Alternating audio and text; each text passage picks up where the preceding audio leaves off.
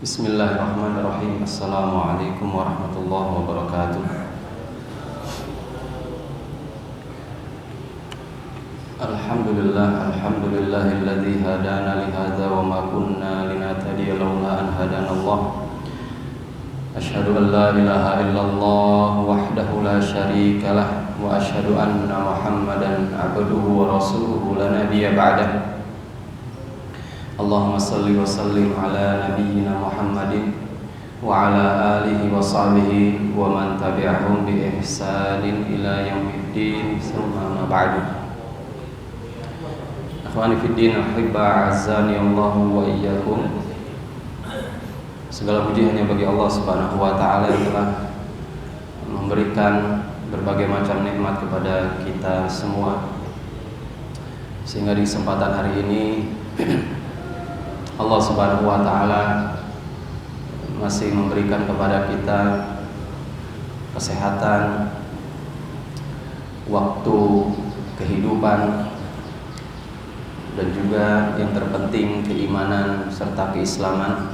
Dengannya kita menghamba kepada Allah Subhanahu wa taala, dan ini adalah merupakan nikmat yang paling besar, di mana hamba Allah Subhanahu wa taala bisa mengabdikan dan menghambakan dirinya dengan sebenar-benarnya kepada Allah Azza wa Jalla dengan apa yang telah ditujukan atau diajarkan oleh Nabi-Nya Sallallahu Alaihi Wasallam berupa syariat-syariat yang senantiasa harus terus kita tingkatkan kualitas pengamalan dari konsekuensi iman kita kepada Allah Azza wa Jalla. Oleh karenanya, atas nikmat semuanya itu wajib atas kita bersyukur kepada Allah Azza wa Jalla.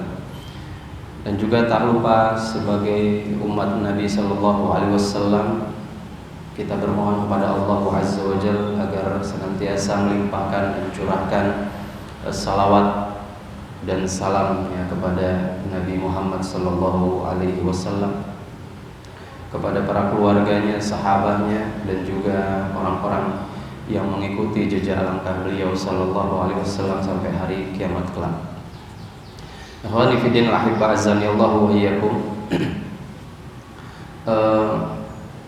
Tak lama lagi, ya mungkin di kesempatan kali ini kita sudah berada di sepertiga hari terakhir bulan Dzulqa'dah, ya, salah satu dari bulan haram, dan insya Allah tidak kurang dari 10 hari ke depan, ya, kita akan bertemu dengan bulan Dzulhijjah, di mana sama-sama kita mengetahui sebagai seorang muslim Allah Subhanahu wa taala telah mensyariatkan, ya, secara khusus dengan syariat yang spesial diberikan kepada hamba-hambanya di bulan Dzulhijjah, yakni dengan diselenggarakannya ibadah, rangkaian ibadah di Yaum Idul Adha, hari perayaan Al-Adha, yakni yang kita kenal sebagai perayaan penyembelihan kurban. Dan di situ juga Allah Subhanahu wa taala mensyariatkan kepada kita untuk melaksanakan sholat berjamaah sebelum melaksanakan penyembelihan kurban. Oleh karenanya ini adalah merupakan momentum spesial bagi kaum muslimin, agar kemudian momen ini yang diselenggarakan setahun sekali ini memiliki makna yang besar di sisi kita, untuk menyelami dari makna terkhusus, yakni tentang al-udhiyah, yaitu kurban, ya. Maka paling tidak kesempatan kali ini insya Allah kita akan membahas beberapa hal terkait dengan al-udhiyah.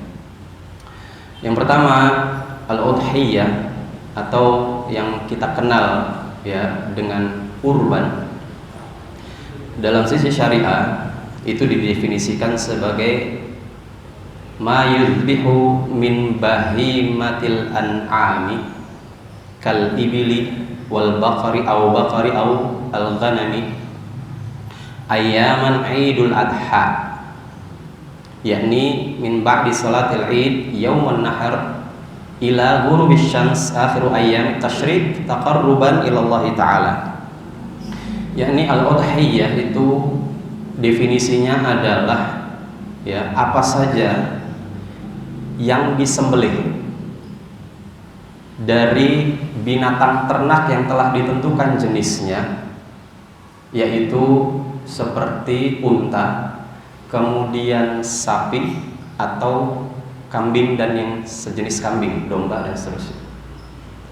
Ya, ini yang dilakukan pada ayam Idul Adha, pada hari Idul Adha.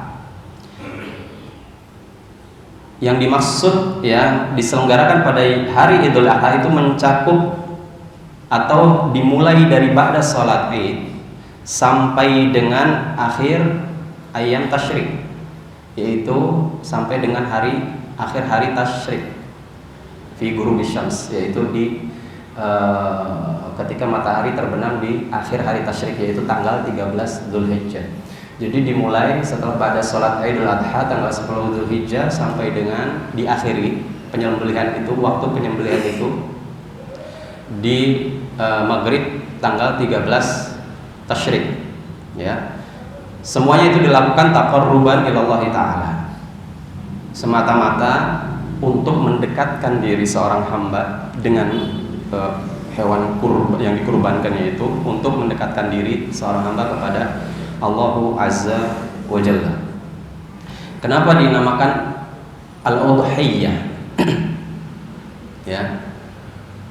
Ini adalah karena memang pelaksanaannya itu dilakukan di waktu duha. Jadi al-udhiyah itu diambil dari kata duha. Maka al-udhiyah juga bisa dikatakan atau diistilahkan atau disebut dengan ad-dhahiyah.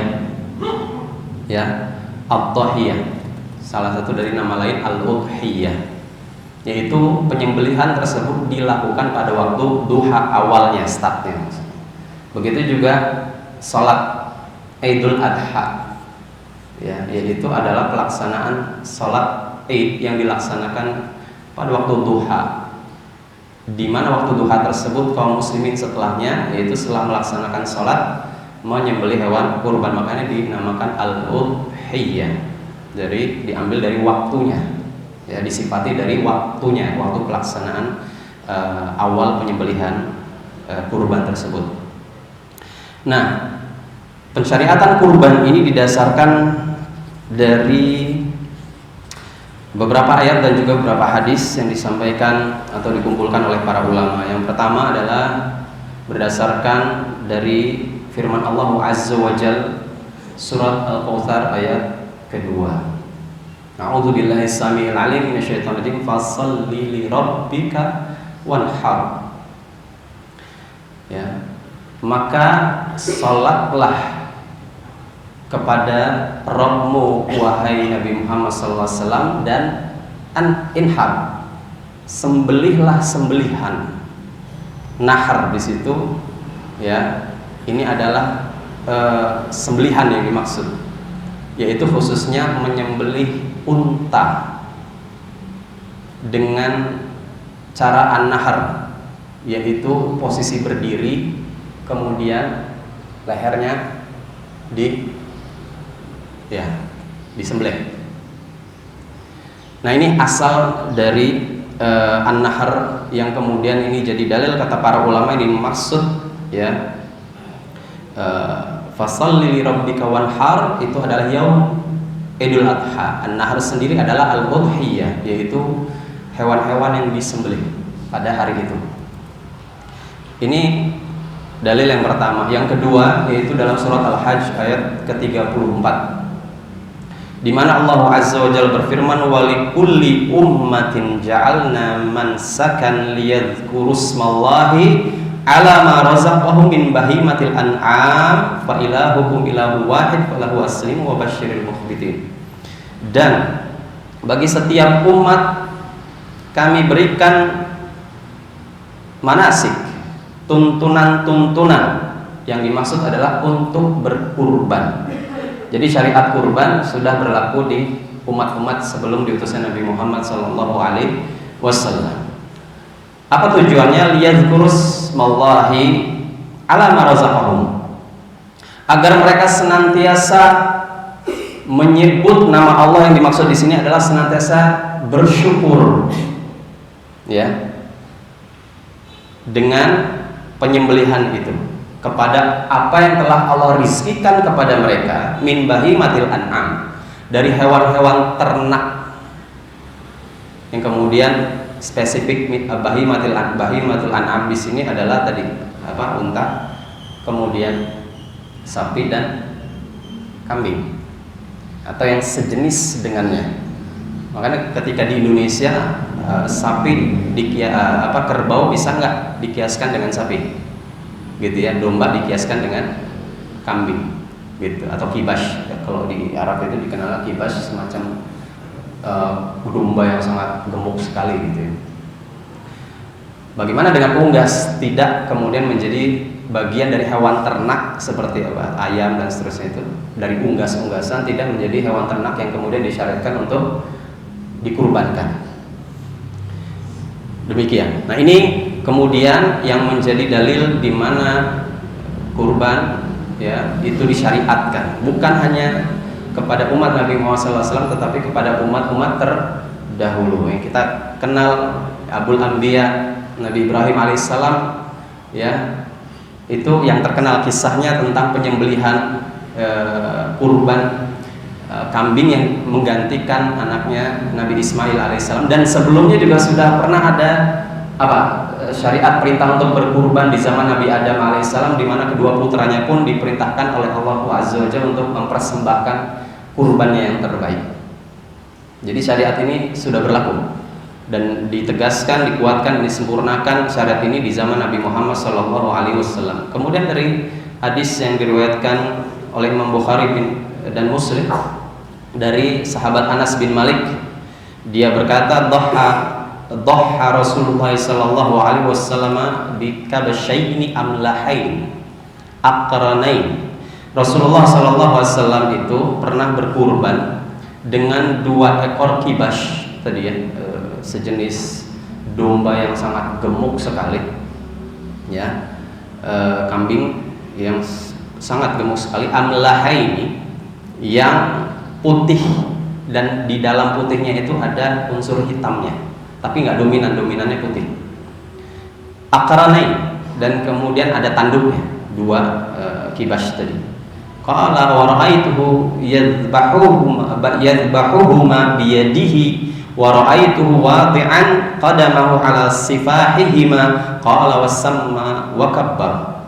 Kemudian Anas bin Malik kemudian lanjut bercerita, aku melihat beliau menyembelih 2 ekor kambing tersebut dengan tangan beliau sendiri, dan kemudian aku melihat beliau menginjakkan kakinya pada pangkal leher kambing tersebut dan kemudian membaca basmalah dan bertakbir, ya, bertakbir.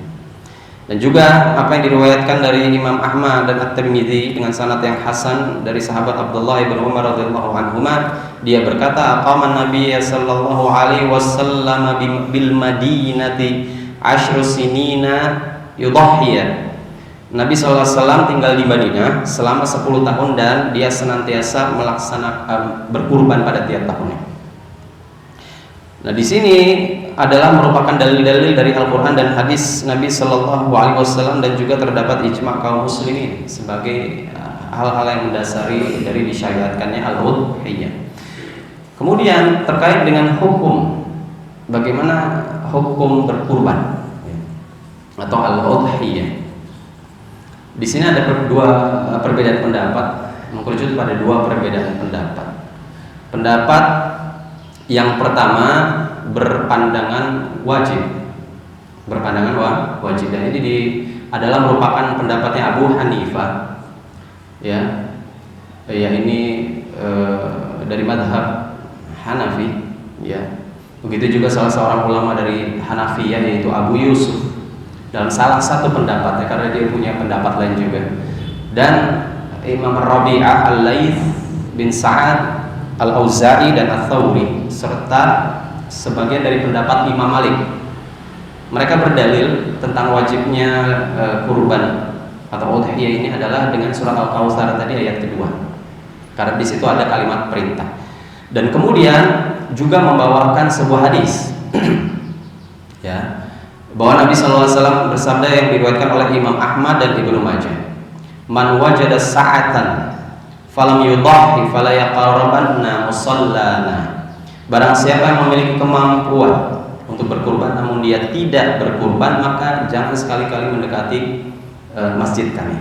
Jadi di dalam hadis ini seperti ada nada ancaman, tetapi hadis ini dinilai dhaif oleh sebagian ulama. Maka kemudian hadis ini tidak dapat dijadikan sebagai penguat dari ayat surat Al-Kautsar ayat kedua tadi. Nah, kemudian ada pendapat yang kedua, ya. Pendapat yang kedua berpandangan bahwasannya kurban itu hukumnya sunnah muakkadah, sunnah yang sangat ditekankan, ditinggalkan bagi orang yang mampu, maksudnya ditinggalkannya itu tidak berdosa, hanya saja para ulama memandang sangat makruh, ya, bagi orang yang mampu. Nah, ini pendapat ini dipegang oleh mayoritas atau jumhur ulama dari kalangan Syafi'iyah, Hambaliyah. Sebagian pendapat Imam Malik juga ada, juga sebagian pendapat dari Abu Yusuf, yakni tadi yang murid Abu Hanifah, dia juga di pendapat yang lain punya pandangan sunnah muakkad. Dan juga pendapat sahabat Abu Bakar Siddiq, Umar bin Khattab, Bilal bin Rabah, Abu Mas'ud al-Badri dan seterusnya dari kalangan para sahabat. Ya, mereka berdalil selain dengan surat Al-Kautsar tadi. Kalau dalil dari ayat itu sudah tidak ada bantahan. Cuman perbedaan pendapatnya nanti kadang turunan dari dalil-dalil dari as-sunnah. Gitu kan? Apakah hadis-hadis tersebut menguatkan perintah yang asalnya wajib atau bahkan memberi keterangan lain yang mengalihkan dari hukum wajib menjadi sunnah. Nah, kemudian ya, jumhur ulama membawakan dalil yang diriwayatkan oleh Imam Muslim, hadis yang sahih dari Ummu Salamah, ya, bahwa Ummu Salamah berkata, Rasulullah SAW bersabda, "Idza ra'aitum hilala dzulhijjah wa arada ahadukum ayyudhhiya falyumsik an sya'rihi wa adfarihi." Jika masuk bulan Dzulhijjah dan salah seorang dari kalian aroda, ingin. Kata-kata ingin di sini menunjukkan apa? Pilihan. Oke, bukan perintah.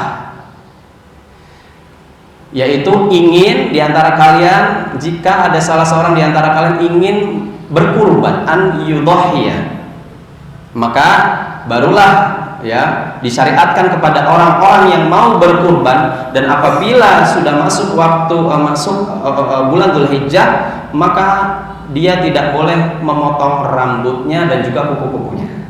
Nah, ini berlaku bagi orang yang ingin berkurban. Nah, dari kata-kata aroda, siapa saja yang ingin diantara kalian berkurban, maka para ulama kemudian menjadikan dalil ini sebagai qarinah, penerang bahwasannya siapa saja di antara orang-orang yang mampu mau berkurban, maka pilihan di sini dia silakan berkurban.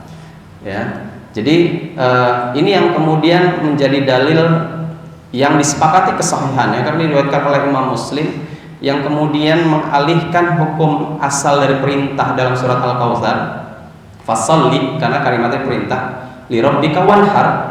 Maka dengan hadis ini kemudian hukum wajib itu teralihkan menjadi hukum sunnah. Dan juga apa yang kemudian diriwayatkan oleh Imam Tahawi, ya, membawakan dari pendapat dari Abu Bakar dan Umar. Dia membawakan dari Asy-Sya'bi, ya, warawa Asy-Sya'bi an Abi Suraiha. Diriwayat Asy-Sya'bi meriwayatkan dari Abu Suraiha, dia mengatakan, Abu Suraiha mengatakan, ra'aitu Abu Bakrin wa Umar radhiyallahu anhuma wa ma yudhhiyani karahatan ayaqtadi bihima. Jadi saya melihat, kata Abu Suraiha, dari Suraiha mengatakan, saya melihat Abu Bakar dan Umar, semoga Allah meridhai keduanya, tidak berkurban, pernah tidak berkurban, karena tidak ingin orang-orang yang mengikutinya ya menganggap kurban itu wajib. Jadi pada satu masa tertentu atau satu tahun tertentu, Suraiha ini pernah melihat Abu Bakar dan Umar, padahal mereka mampu, tidak berkurban pada tahun itu, agar orang-orang menghindari pandangan orang-orang bahwasannya kurban itu wajib. Kemudian Abu Mas'ud Al-Ansari, beliau pernah mengatakan, inni la ada'ul udhhiya wa ana musirun mukhafatan an yura jirani annahu hattama alayya. Sungguh saya pernah tidak berkurban padahal kondisi saya mampu, karena saya khawatir tetanggaku itu akan berpandangan bahwa kurban itu wajib ya. Kemudian Ibnu Umar radhiyallahu anhu, dia juga pernah menegaskan, dan ini seperti yang dicantumkan dalam Ahkamul Quran oleh Imam Al-Jassas. Beliau Ibnu Umar, Abdullah Ibnu Umar mengatakan, laisat bihattamin ya, laisat bihattamin walakin sunnatun ma'rufun wa ma'rufun. Berkurban itu bukan sesuatu yang wajib, tetapi hanya sunnah yang ma'ruf, yang sudah dikenal. Jadi para sahabat mayoritas memahami bahwasannya kurban itu tidak wajib, dan diantara mereka ada yang pernah tidak berkurban pada satu waktu tertentu di tahun tertentu, padahal mereka mampu. Dari sini maka kemudian hukum yang paling kuat ya, dari diantara dua pendapat, ya ini adalah hukum kurban sunnah muakkadah. Bagaimana keutamaan kurban? Ada hadis-hadis yang kemudian dijadikan dalil tentang keutamaan kurban. Ya, walaupun diperselisihkan dalilnya, ya, ada yang mengatakan itu hadis yang sahih, ada yang mengatakan dhaif. Salah satunya adalah apa yang diriwayatkan oleh Imam Ibnu Majah dan At-Tirmidzi. Ya, ini dari Ibunda Aisyah radhiyallahu anha. Ya, anna Nabi sallallahu alaihi wasallam qala ma 'amila ibnu adam yauman nahar 'amalan ahabba ila Allah azza wa jalla min hiraqati damin wa innahu la yati yaumil qiyamah biquruniha wa adlafiha wa ash'ariha wa inna dama la yaqa'u min Allah azza wa jalla bi makanin qabla ay yaqa'a 'alal ardi fatibu biha nafsa. Tidaklah pada hari nahar, hari berkurban, manusia beramal suatu amalan yang lebih dicintai oleh Allah daripada mengalirkan darah dari hewan-hewan kurban. Ia akan datang hewan kurban tersebut pada hari kiamat dengan tanduknya, kukunya, rambut hewan kurban tersebut dan rambut hewan kurban tersebut. Dan sungguh darah tersebut akan sampai, yaitu akan menjadi sebab keridhaan Allah. Ya, sebelum tetesan darah tersebut jatuh ke bumi, maka bersihkanlah jiwa kalian dengan berkurban. Nah, di sini diperselisihkan, walaupun bisa dijadikan sebagai fadail al-amal, motivasi, gitu ya. Ini Syekh Albani menyatakannya dhaif dan sebagian ulama yang lain menyatakan sahih. Begitu juga apa yang diriwayatkan dari Ibnu Majah, walaupun di sini Syekh Albani memandang dhaif jiddan. Jadi kedhaifannya lebih dhaif daripada hadis yang Ibunda Aisyah yang riwayatkan tadi. Dan ini diriwayatkan dari Abu Daud dari Zaid bin Arqam radhiyallahu anhu. Dan dia berkata, Zaid bin Arqam berkata, qal ashab Rasulullah sallallahu alaihi wasallam, ya, para sahabat Rasulullah sallallahu alaihi wasallam bertanya kepada Rasulullah, ya Rasulullah, ma hadhil adahi, apa maksud dari hewan-hewan kurban ini? Qal Rasulullah sallallahu alaihi wasallam bersabda, sunnatu abikum Ibrahim. Ini adalah sunnah dari bapak kalian Nabi Ibrahim alaihissalam. Qalu fama lana fiha ya Rasulullah. Kemudian mereka kembali bertanya kepada Rasulullah SAW, lantas apa yang kami dapatkan dengan berkurban tersebut, ya Rasulullah? Kemudian Rasulullah SAW menjawab, bikulli sya'aratin hasanatun. setiap helai rambut pada hewan kurban tersebut terdapat kebaikan, kata Rasul. Qalu fassufu ya Rasulullah. Mereka kembali bertanya, bagaimana dengan bulu-bulunya ya Rasul? Maka Rasul menjawab, bi kulli sya'aratin minas sufi hasanatun. Dan juga setiap bulu-bulu ya yang terdapat pada hewan kurban tersebut adalah satu kebaikan.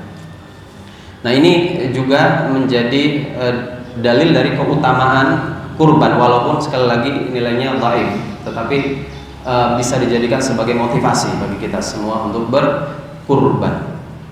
Kemudian yang terakhir, pembahasan kita tentang hikmah di balik syariat kurban ini apa? Tentu seluruh syariat ya, perintah ataupun larangan Allah Subhanahu wa taala yang Dia telah tetapkan di dalam Al-Quran dan hadis Rasulullah SAW itu memiliki hikmah di balik semua itu ya. Nah, di antara dari hikmah al-udhiyah, yaitu menyembelih hewan kurban, yang pertama itu adalah bentuk syukur kita. Jadi dengan berkurban kita bersyukur kepada Allah Subhanahu wa taala atas nikmat rizki yang Dia berikan kepada kita, khususnya ya dari harta yang kita miliki di kehidupan dunia ini ya, atau bagi para peternak, khususnya peternak hewan-hewan yang tadi ya, mereka diberikan rezeki dari hasil ternaknya tersebut.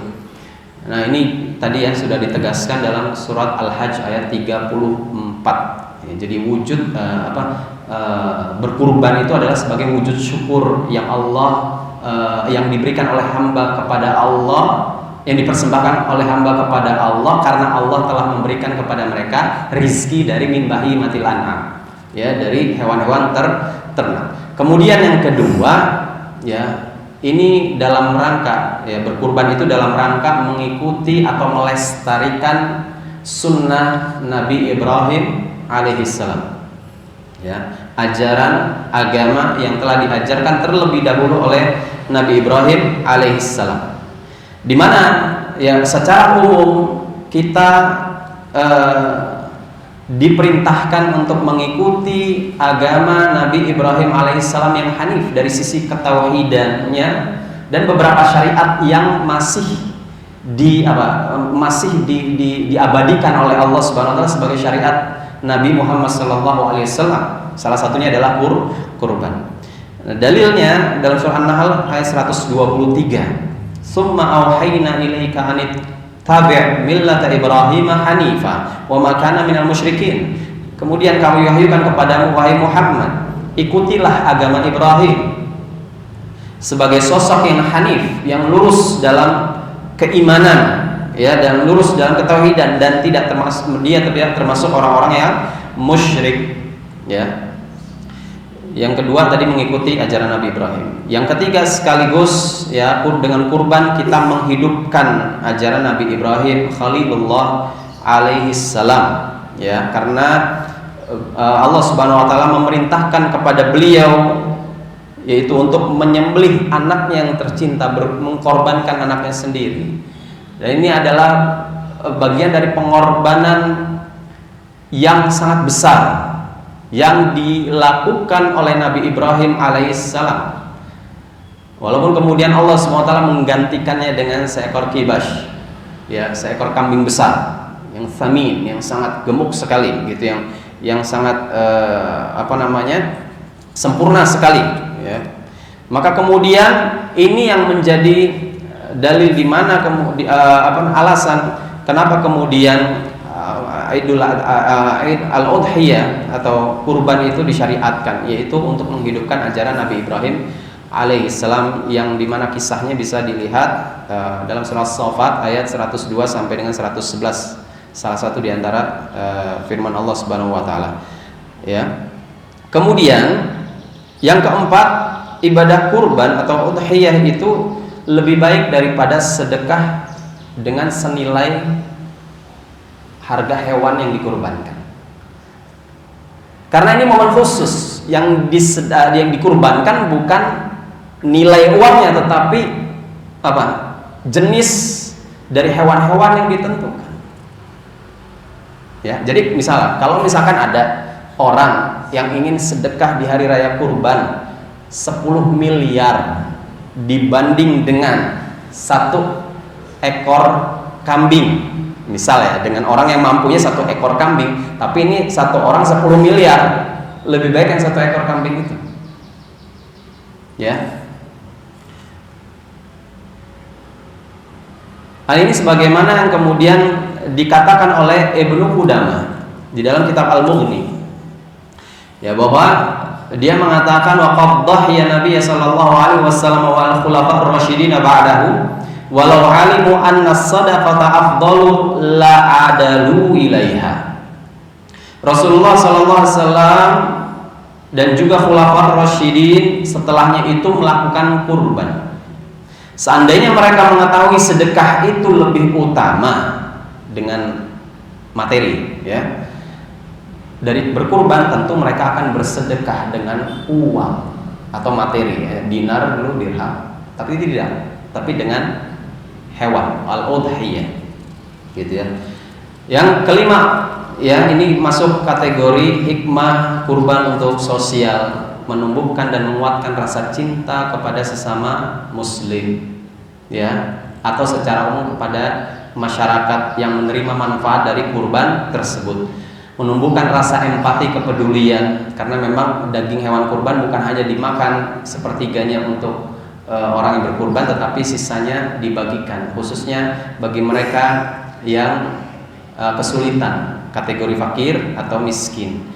Menjaga keseimbangan sosial, paling tidaklah, ya, orang-orang yang mungkin dalam setahun itu tidak pernah makan daging, di hari raya itu selama tanggal 10 sampai dengan hari tasyrik, mereka juga ikut merasakan makan daging rata tuh. Jadi seimbang sosial di waktu-waktu tersebut, gitu ya. Dan juga mempererat persaudaraan, serta kurban juga merupakan bagian dari syiar Islam untuk umat manusia secara umum. Karena memang sekali lagi kurban bagi yang merupakan persembahan kepada Allah Azza wa Jalla, tetapi dibalik itu Allah ingin bahwasannya manusia secara umum merasakan manfaatnya. Ada kesetaraan di dalam sosial kemasyarakatan, ya, bagi mereka yang mampu dengan kurbannya kemudian mereka bisa sharing, ya, kepada orang-orang yang tidak mampu. Itu saja mungkin, ya, apa yang bisa dibahas dari kesempatan kali ini. Semoga apa yang sedikit ini bisa menjadi manfaat, menambahkan pengetahuan kita semua tentang apa itu kurban, ya, definisinya, keutamaannya, pensyariatannya, serta hikmah di atas semuanya. Insya Allah nanti fikihnya, ya, fikih ringkasnya itu akan dibahas oleh asatidz yang lainnya. Allah a'lam bishawab. Sallallahu ala nabiyyina Muhammadin wa ala alihi washabihi wasallam. Subhanakallahumma wa bihamdik, asyhadu an la ilaha illa anta, astaghfiruka wa atubu ilaik. Wassalamu alaikum warahmatullahi wabarakatuh.